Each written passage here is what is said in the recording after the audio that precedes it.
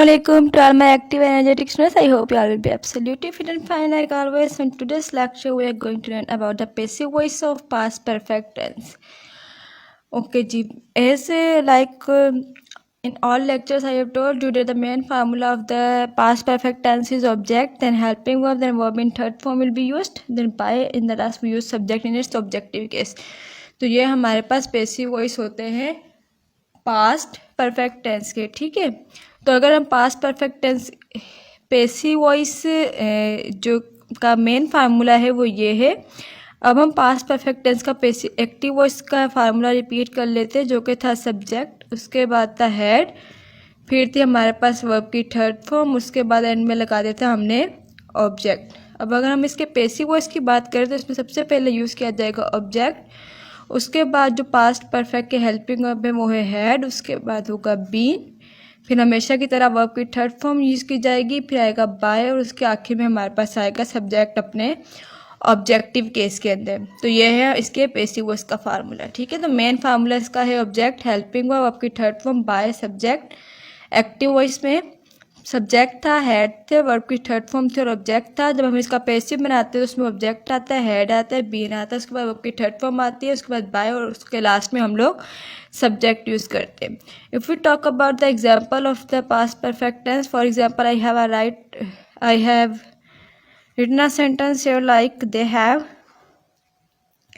done their work. So it's a simple tense of past perfect tense. It's the subject, it's the helping verb, it's the main verb, and their homework is our object. So if we want to make the passive voice of this sentence, obviously according to formula पहले हमने क्या put करना है, यहाँ पर object put करना है, जो कि है देयर वर्क।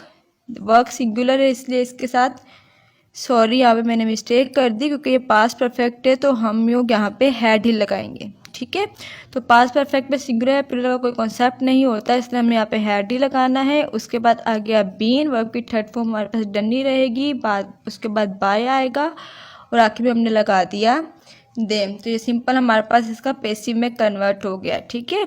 अगर हम इसका नेगेटिव बनाएंगे तो सिंपल इसके पहले हेल्पिंग वर्ब यानी हैड के बाद नोट आ जाएगा, तो यहाँ पे ये हो जाएगा their work had not been done by them. तो ये इसका नेगेटिव बन गया। अगर हम इसके इंटेरोगेटिव की बात करेंगे तो उसमें हैड जो है वो पहले आ जाएगा, like this, had their work been done by them, ठीक है।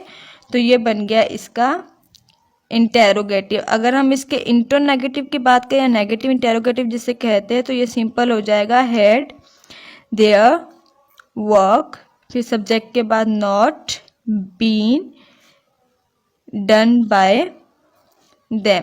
तो ये इसका इंटरनेगेटिव बन गया। So this was all about the past perfect tense. ये हमारे पास पास्ट परफेक्ट टेंस इस तरीके से बनाए जाते हैं। Okay, I am going to conduct your test from the all passive voice of the present tense. अपने टेस्ट की तैयारी कीजिएगा। अगर आपको इसमें से कोई भी प्रॉब्लम, कोई भी इशू हो तो आप मुझसे शेयर कर सकते हैं। आपका टेस्ट इंशाल्लाह बहुत जल्दी आपको सर्कुलर के जरिए अनाउंस किया जाएगा। Instead of that I will share the practice of this tenses. उसके साथ साथ आप लोग प्रैक्टिस भी करते रहिएगा। Instead of that, if you have any query, any question, any problem, I am there for you. अपना बहुत सारा ख्याल रखिएगा। अल्लाह हाफिज़।